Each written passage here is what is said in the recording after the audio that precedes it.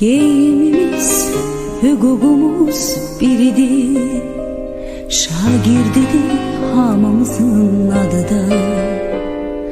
Elə bil ki boyumuzda eynidir, aman Allah nə xoşbəxtlik biz onda.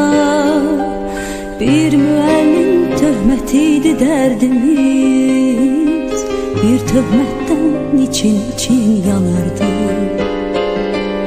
Hələ onda bilmirdik ki bunu biz, bir gün necə həsrət ilə anarıq.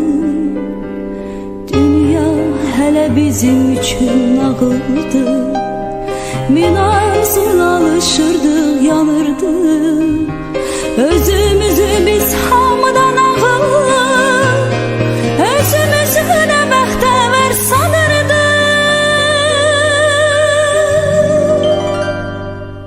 Məktəb illəri, ömrümün ən şirin duyğulu qayğısız günləri, hər anı bir ömrə bərabər seyirli günləri, ən təmiz arzulu günləri.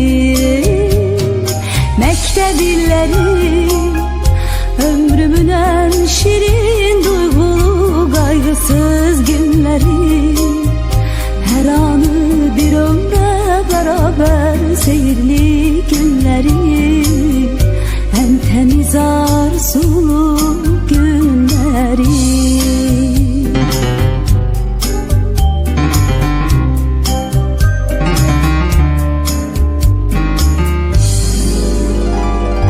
Hələ onda bu dünyanın şərindən, yalanından xəbərimiz yox idi.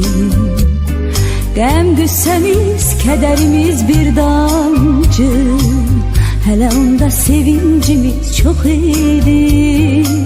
Yazılanı bir silgiyle pozmaqdayıq, bizim üçün nə asandı, nə asan.